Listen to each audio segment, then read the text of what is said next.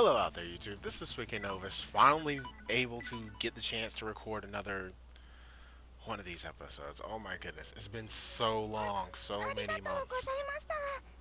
But anyway, let's jump straight into it. Very first thing that you're going to see is this character named Miyu. And Miyu is one of the shopkeepers in this particular game.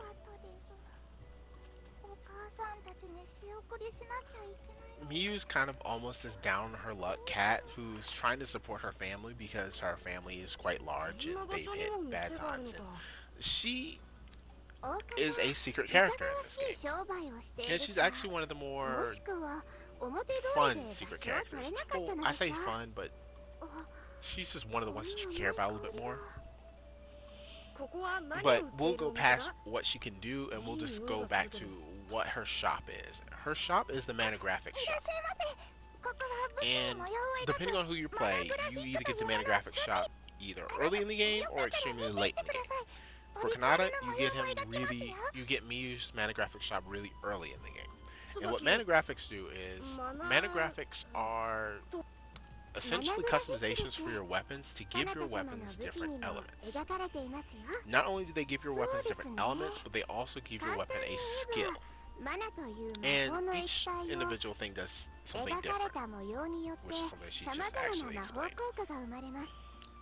Quite honestly, it's very rare that you're going to see me actually use Mana Graphics for that particular purpose, because I don't feel like Mana Graphics make that big of an impact on the game. They do. They really do. Especially when it comes to grinding and leveling and getting certain rare equips, Mana Graphics are absolutely required. But outside of that, they're not really... If you're going through a straight playthrough, not farming, not getting the best weapons, which you really should, then Mana Graphics don't do anything. They really don't.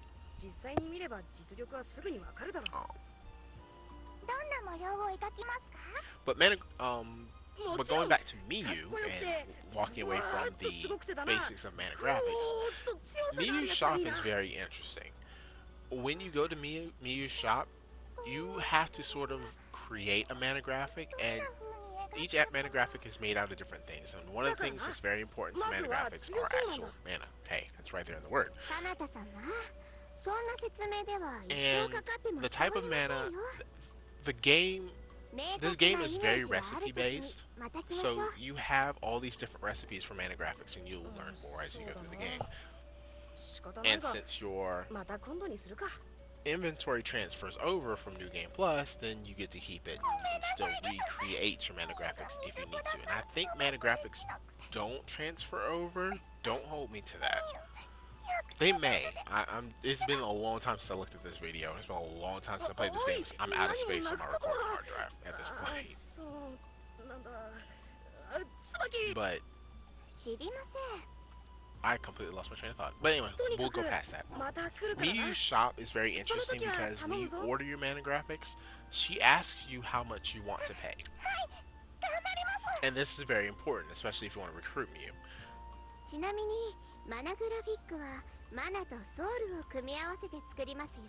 But I'll go back into that in a second. Mana is important because it's a very big part of crafting. Mana Graphics lend to the mana that you get. The mana that you get, you need mana to create Mana Graphics. So it's almost like a vicious cycle. The weapons you have equipped and the way that you finish off enemies gives you mana, depending on the Mana Graphic that you have. So as you can see, it's one great big old cycle. So as you can see here, your Mana Graphic recipes don't transfer over. But let's be a little nice to Miyu and give her 50,000. Because why not? She's really happy about that. You actually really want to overpay Miyu as much as possible if you want to recruit her. And since she's actually the third character that you can get, and she's not a terrible character in herself, she's very useful. And you get all kinds of bonuses for how much money you spend. So as you can see, I'm just collecting items from all the money that I've spent for this game. Because I just spent 100,000. I just went to a shop and dropped 100,000 for 2,000-3,000 items. So.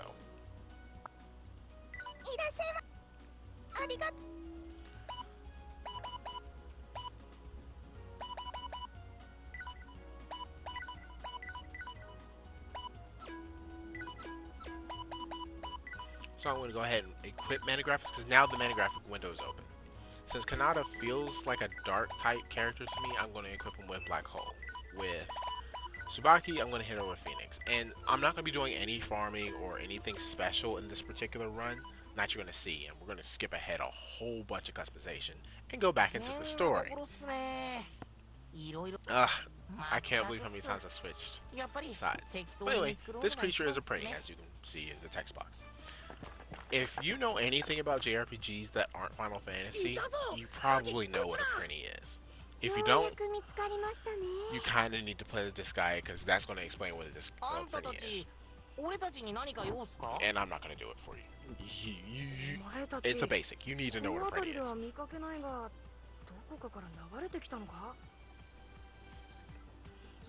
But this is a crossover JRPG. As this is a crossover JRPG, you're going to see some popular characters from different series in here, and one of the most popular JRPG series is the Disgaea series, and Prinnies are pretty much the mascot character.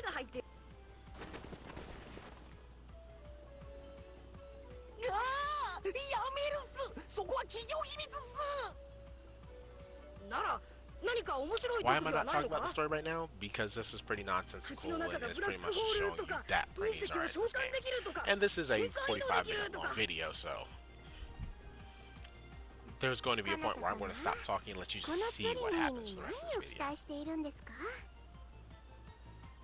Because I can't talk for 45 minutes about this particular chapter because we haven't really delved into the story yet. We're just introducing characters. Prinnies, obviously, it's pretty much a given that they're going to join your party. And the Prinny character is a physical multi-hit character. And in fact, they're one of the best ways to farm for experience in this game. Outside of that, I feel like the Prinny character is quite underwhelming, especially when it comes to damage. There is a forced battle where you're forced to use the Prinny. And there's a forced boss battle where you're forced to use the Prinny. And I just don't like them. They're awful, in my opinion. In my opinion.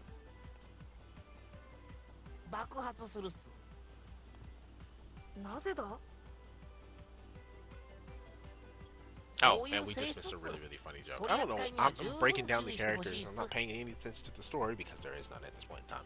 But one thing that you must know about Prinnies is that they explode when you throw them. Here in this game, as far as I've seen, it doesn't really show any sort of gameplay aspects. However, in the game that they come from, Disgaea, the series that they come from, you actually can throw Prinnies, and it does make a difference in battle. The explosion that they deal is way higher than the damage that they can deal at their low level.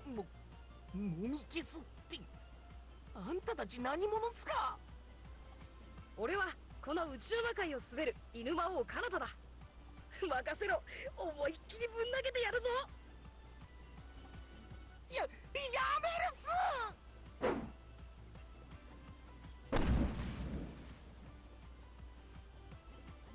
ひどい。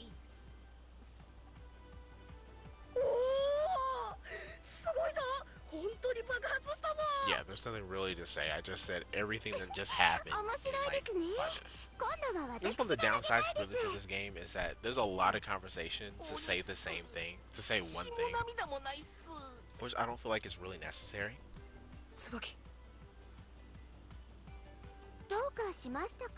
And that's one of the things that can kind of make this game hard to play, because the conversation isn't as entertaining as it is in the Neptune series. Because I just feel like the jokes are just better in the Neptune series. However, the customization system and the battle system is a lot better in this game than it is in the Neptune series, so in the first Neptune game, so take your pick. Pick your poison. よし、早速あの中を探検だ。このプリニーはどうしま。But the character development in this game isn't as great, and the main reason why is because the majority of the characters in this game are already developed. they come from other games. 確かに The 聞 only いたっ characters す that aren't developed are the main characters and their sidekicks, pretty much. あそこに財宝があるっす。きっと都合よく和風スイーツとかもあるっす。エトナ様に報告するっす。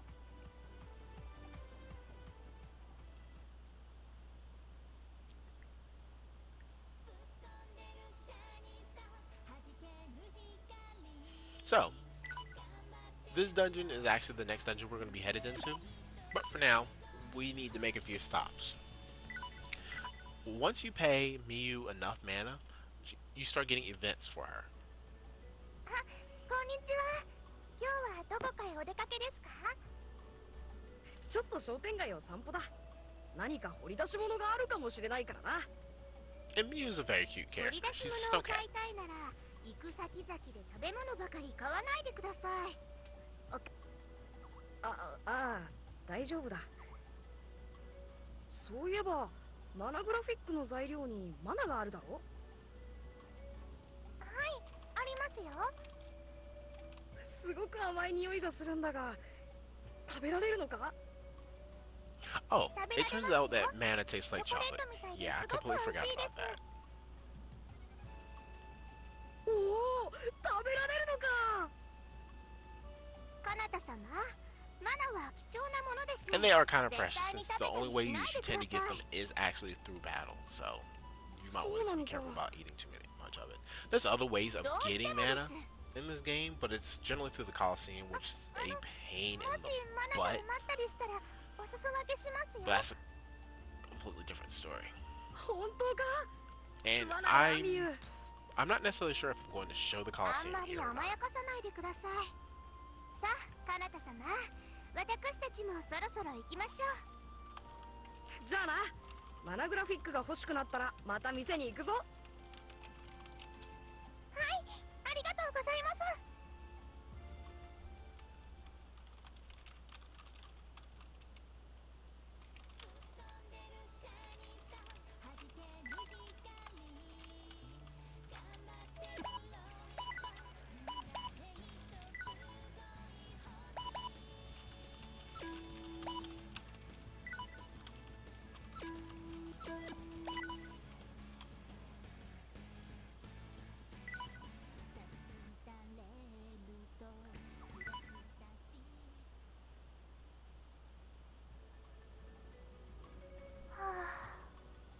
今月も赤字です。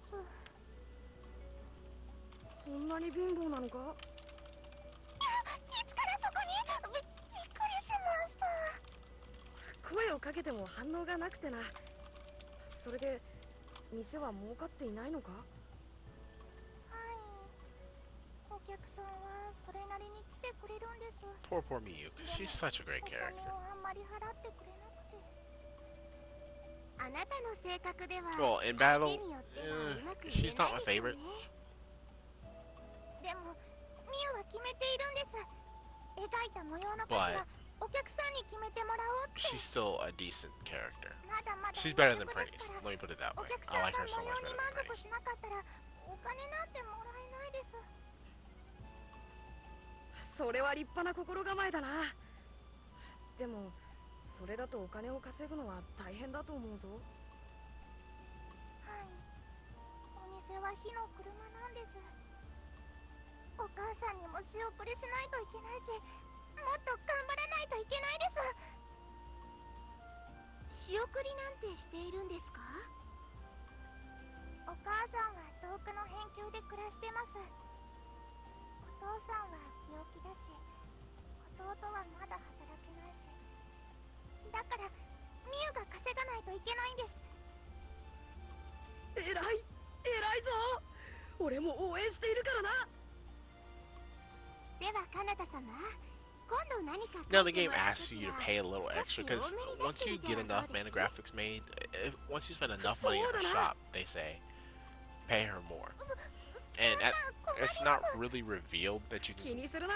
recruit her, even 店が though な you くなっ can たら if you actually watch the 俺たちも困るからな。 opening video. But a lot of people don't watch the そうですね。 opening videos to games あと anymore. はこのお店を知り合いに宣伝でもしておきますよ。But this is how you recruit Miyu. You pay her a whole bunch of money and then she この joins your 程度 party. で泣くな。 Yeah. And this character is actually developed as this really, really nice and kind character that's trying to help out her family, but the way that you recruit her is by spending a whole bunch of money. And actually, the 3/4 secret characters in this game, out of them, 2 of them require you to spend a lot of money.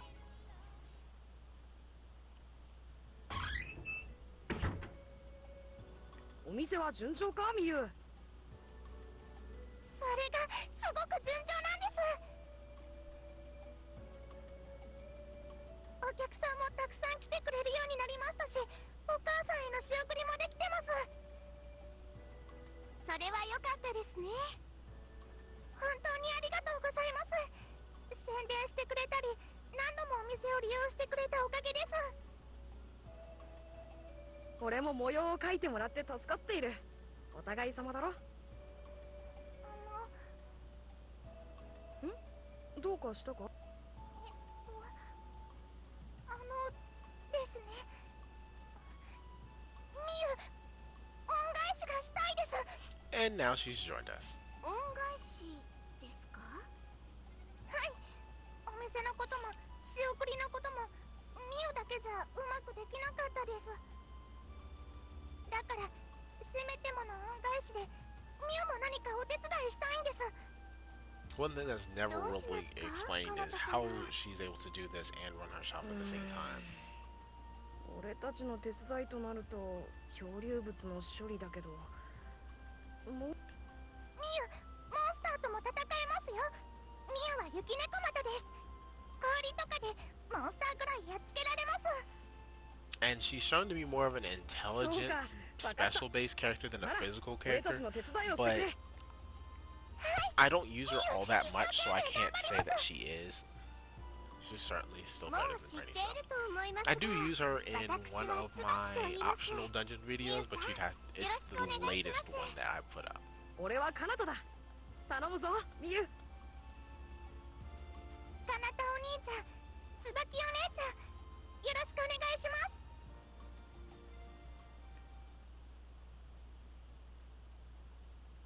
So now Miyu's in our party, and actually at this particular point I actually go in and do a certain dungeon, but I think I skip ahead and do a couple of the events. Let's see, it's been a while since I've seen this video. I said I actually recorded this video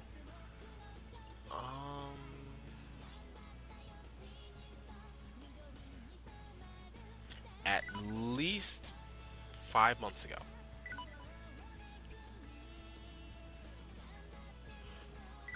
But I've already run that dungeon. As you can see, I've jumped ahead a little bit, and now we're getting ready to do the story dungeon. And the story dungeon went terribly. I cut out the majority of it, but I do a lot of wandering in this because I have a mindset and I know how the dungeons are supposed to work, but you have to do the events in a certain order. This is Etna.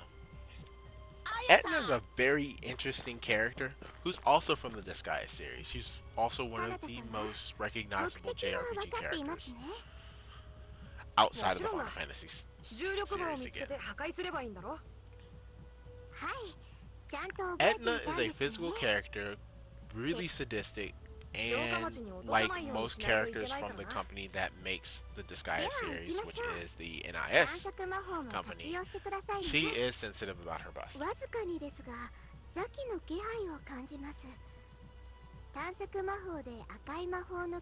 Here they've just explained how hunting works. Since you're not really going to see dungeons outside of my optional dungeons, you're not going to see hunting. And in my optional dungeons, I still don't use hunting because hunting is really used as a way to explore and get certain skills, as well as to cut down the enemies that you run into. It's like Monster Call was in Hyperdimensional Neptune. The only downside is Monster Call was a little bit more. What would be a good way of putting it?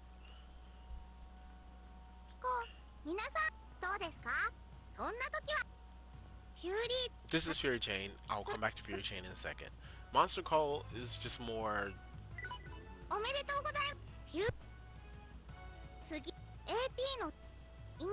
efficient, I guess, because the monsters would show up in one battle. Here you have to win the battle, exit the battle, go back into another battle, win it, back and forth, back and forth, back and forth. Now this is one of the special attacks in the game. Everyone has a super special skill, and that is Tsubaki's. You'll probably see Tsubaki's the most. Her EX skill, it's just really rare. It's really rare that I use anyone else's. The skills that I've seen the most would be Tsubaki's and a character I cannot mention yet because she's a secret character that I'll be recruiting later. She's also the fastest character in the game as far as I can tell. So definitely want to use her. One of the most powerful as well. There's also Fury Chains, we just explained, and what a Fury Chain is when you attack, you can go straight from one character into another character and build up this great big long chain of combos. This allows you to build up skills faster as well as use some certain special crossover attacks.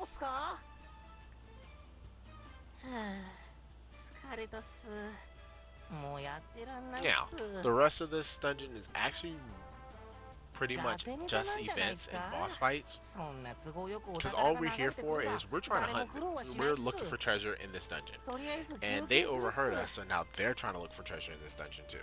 That's the whole entire purpose of us being here.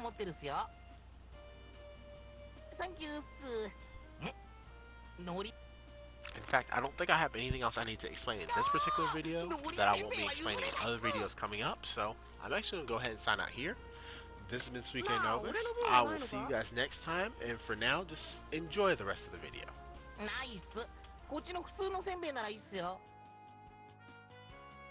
Soka, なら1枚もらうぞ。どんどん食べるっす。お茶もあるっすよ。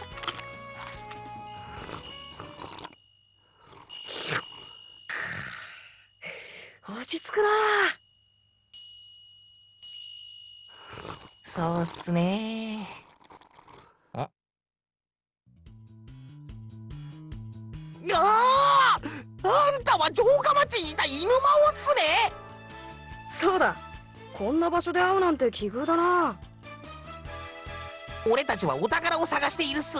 財宝は全てエトナ様に捧げるっす。何？財宝は俺が見つけるんだ。それよりもっす。あの時はよくも爆破してくれたっすね。戦うのか？よし、相手をしてやる。カ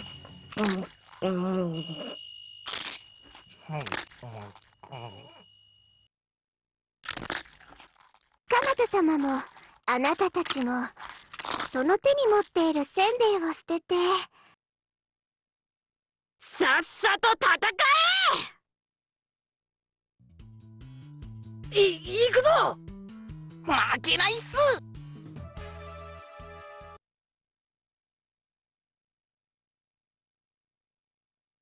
私たちの相手じゃなさそうです。痛いっす。痛いっす。よし、倒したぞ。すごいです。最高っす。やったぞ。お見事です。怪我もないですよ。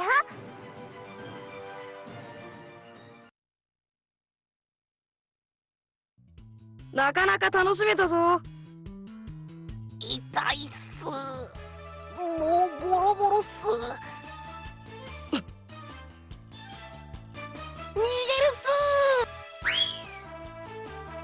あ、逃げるな、待て。カナタ様、あんなものは放っておいて先へ進みましょう。そうだな。狙いは財宝みたいだし、先を越される前に見つけるぞ。そもそも財宝があるかどうかはわからないのに。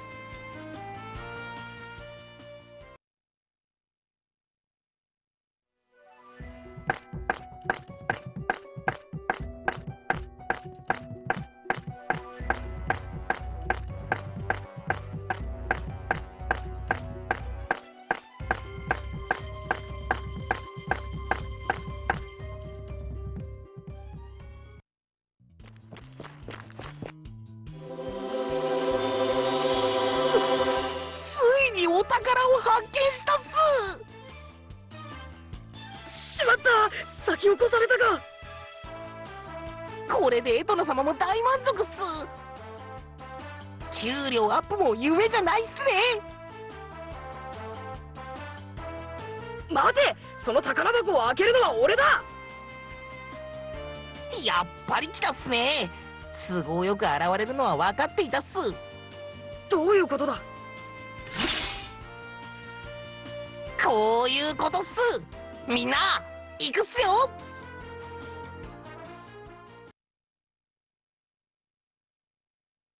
今日は安心か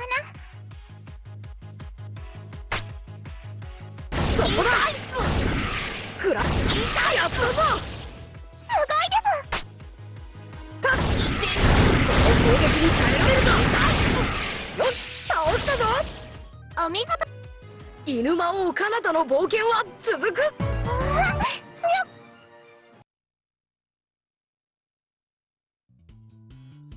っ。負けたっす。完璧な罠が失敗に終わったっす。よし、早速宝箱を開けてみよう。中身は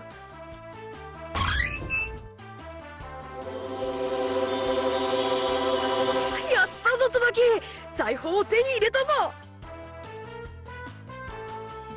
悔しいっす。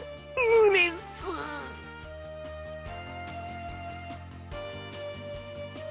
よかったですね。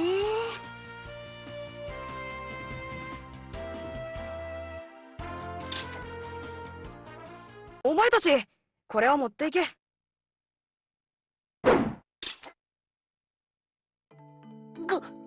くれるんすか。お前たちの熱意はすごかったぞ。同じ財宝を探した仲間としてこれを受け取ってくれ。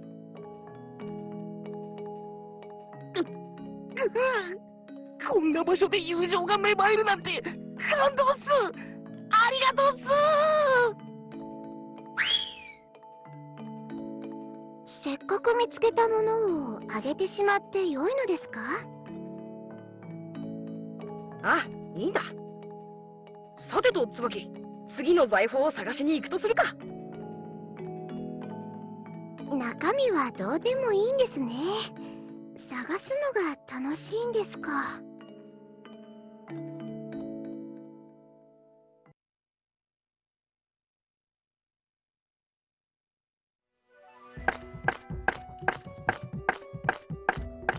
マナがあればいいのにな。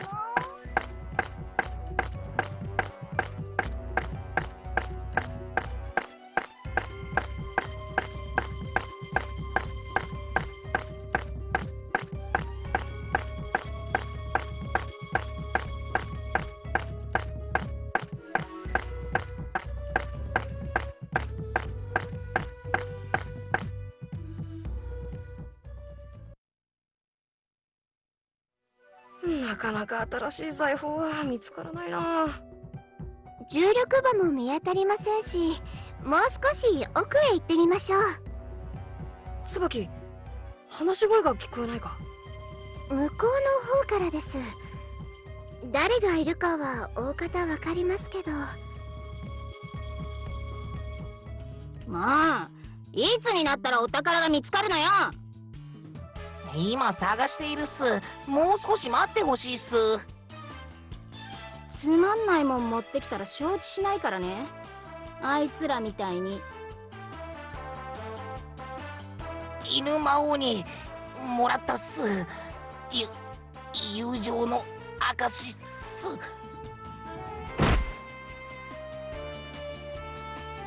あやいさ全力で探すっす。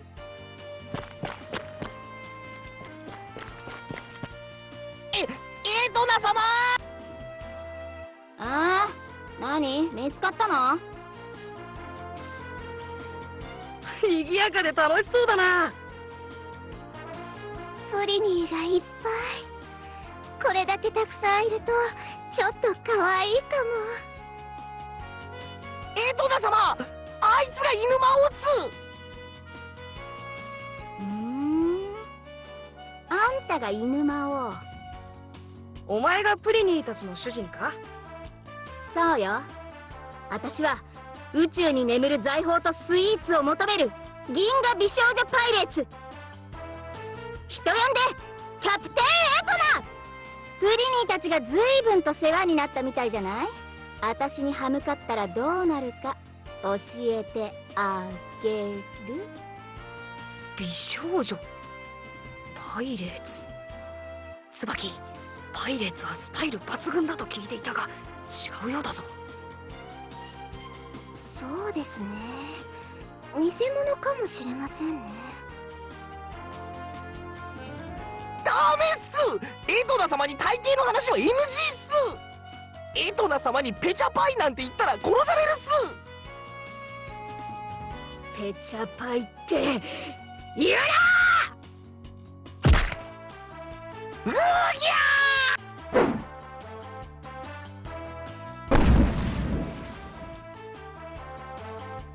八つ当たりはよくありませんよ。ペチャパイは事実ですしね。ああ、なんですって。胸なんて大きくても肩が凝るだけです。何にもないあなたが羨ましいです。なんなのその上から目線は。ちょっとあるからって調子に乗んでね。痛いっす。余裕ぶってるのも今のうちよ。たっぷりと後悔させてあげる。戦闘開始だな。行くぞ椿。はい、カナタ様。行くわよプリニータイ。あいあいさ。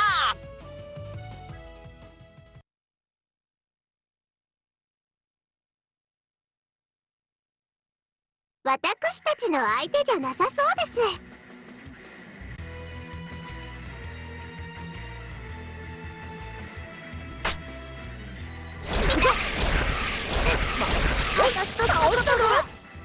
お見事です。楽しくなってきた。痛いっす。まだまだこれからだ。痛いっす。やったぞ。すごい。怪我もないですよ。パワーアップ。レベルアップです。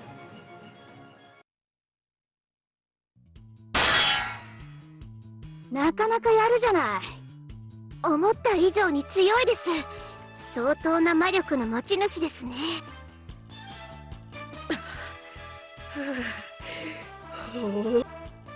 え、何？あんた魔女なの？カナタ様をそんな低俗な物差しで測らないでください。悔しかったら私を倒してみれば？あんたごときじゃ無理だけどね。無理かどうかはまだ分かりませんよ。それじゃ続きを再開。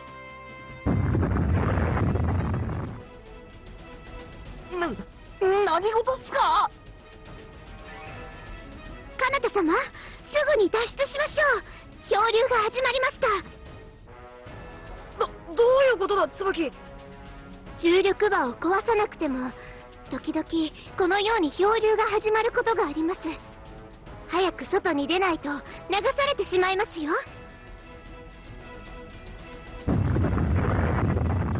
よくわかんないけど戦いどころじゃないわね。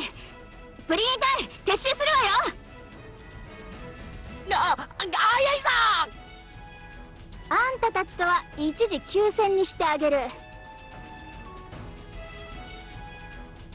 待て、ならば出口まで協力しよう。バラバラに行動するよりも安全だ。まあいいけど。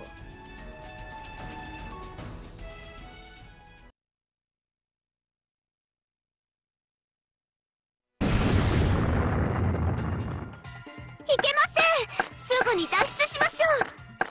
流される前に脱出しよう。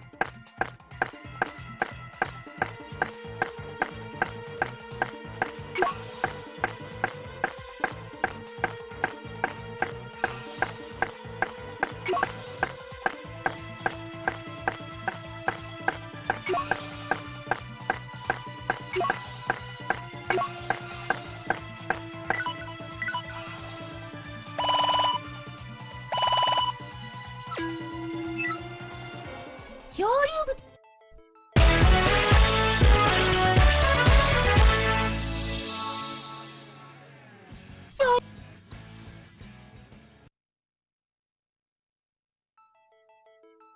どうにか脱出できたな。エトナと言ったな。協力助かったぞ。結局何にも手に入ってないじゃない。とんだ無駄骨よ。カナタ様、お怪我はありませんか？ああ、問題ない。ねえ、あんたって宇宙魔界の魔王なのよね。そうだ。今は犬魔王になっているが、少し前までは大魔王だったな。あのさ、私を仲間にしてみない？カナタ様、分かっているとは思いますが、仲間なんて必要ありませんよ。どうしてだ。人数が多い方が冒険は楽しいだろう。それに今後漂流物を処理していくのに俺と椿では大変だ。そっちのキツネ女と違って話がわかるじゃない。それじゃよろしくね。どうなっても知りませんからね。エトナ様、どうしていきなり仲間になるなんて言ったんすか？バカね。ここを拠点に宇宙を征服すんのよ。でかいっすね。ついでにあの犬魔王を利用して伝説の和風スイーツを探させるのよ。さすがエトナ様、悪っすね。これでプリニーたちの給料を犬魔王に払わせれば。怪しい。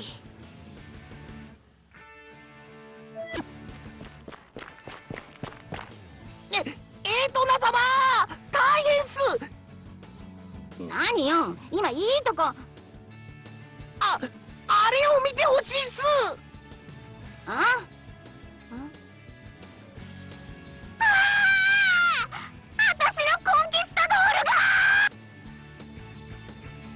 が。ああ、きっとアンカーを使用していなかったんですね。アンカーとは。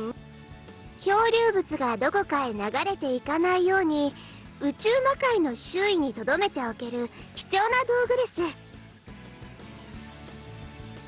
そんなもん知らないわよ。どうしてくれんのよ。どうするんすか？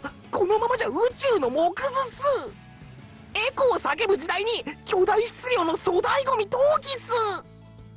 消費大国の光と影、捨てられる家電たちみたいなドキュメンタリーでも一本できそうな流れっす。ま、いっか。いいんすか？だって元は私の船じゃないし。もう船は見えなくなったぞ。宇宙海賊はどうするんすか？第一、あれがなかったら俺たち帰れないっすよ。適当にそこらで手に入れればいいんじゃない？キャプテンエトナ改め美少女怪盗エトナとかね。海賊が丘に上がってただの賊になったっす。一言多いのよ。んぎゃ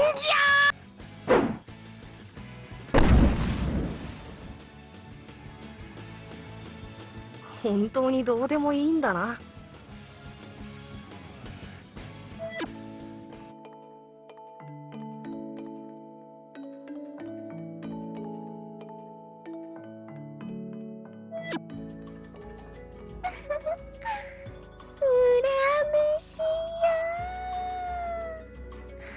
久しぶりの我が家はいいわね。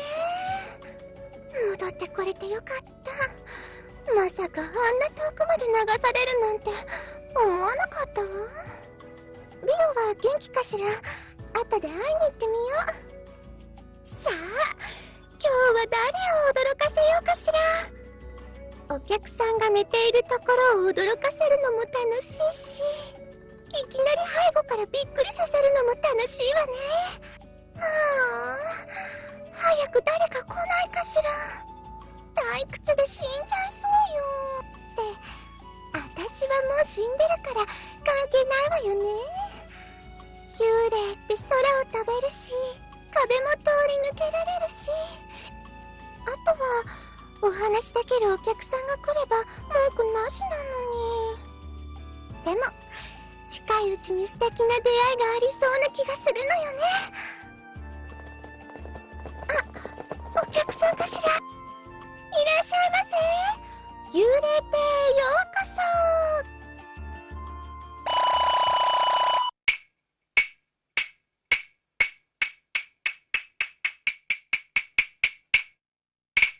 第3章のほほん幽霊パメラ。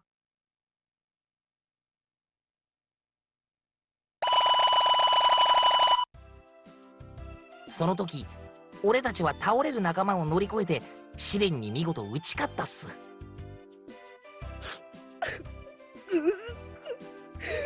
そうか、お前だ。それが俺たちプリニー隊っす。その後はどうなったんだ。この先がまた試練の連続っす。なんとあのポセイドンが生きていたんすよ。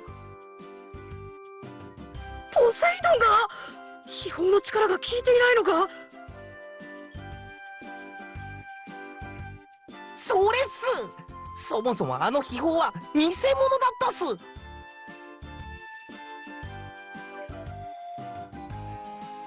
ということはヌバミミョンは裏切り者か。プリニーなんかと何時間もよく飽きないで喋ってられるわね。言ってることデタラメだし。お城では一人でいることが多かったので、大勢で話すのが楽しいんでしょう。カナタ様は外出を制限されていましたし、兄弟もいませんでしたからね。へえ、魔王なのに門限なんかあるんだ。一番偉いんだから、そんな門限なんて無視すればいいんじゃないの。最終的な決定はカナタ様の父上であるシュテイ様がしているんです。じゃあそいつを倒したら私が宇宙マップ。エトナさんは何が目的なんですか？とりあえずは財宝を集めて美味しいスイーツでも食べようかなーって感じ。ほらプリニー、いつまでのんびりしてんの。さっさとスイーツ探してきなさい。了解っす。仕方ない。後でまた続きを聞かせてくれ。任せるっす。ええ、いってらっしゃい。何を言ってるんだ。エトナも行くぞ。私パス。そうか、残念だな。たい焼きはで。何それ、美味しいの？絶品だ。美味しくなかったら承知しないからね。ほらボサッとしてないで行くわよ。